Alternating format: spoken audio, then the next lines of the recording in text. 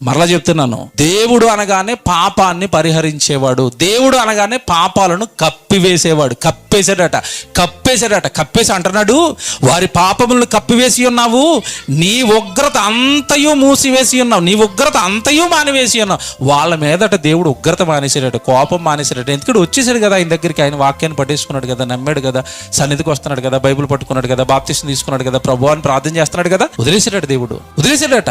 నీ ఉగ్రత అంతయు మానివేసి ఉన్నావు, నీ కోపాగ్ని చల్లార్చుకొని ఉన్నావు. వాడి మీద దేవుడికి కోపం చల్లారిపోయింది, వాడి అన్ని దోషాలు పరిహరించేశాడు. వాడి దోషాలన్నిటినీ దేవుడు క్షమించేసి కప్పేసిన వాటిని మనిషిగా నువ్విప్పుతున్నావా?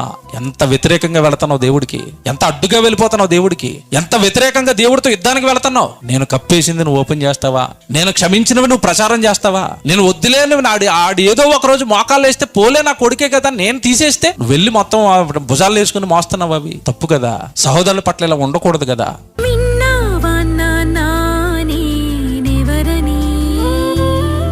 నీ కోసం ఎదురు చూసే నీ నాన్నని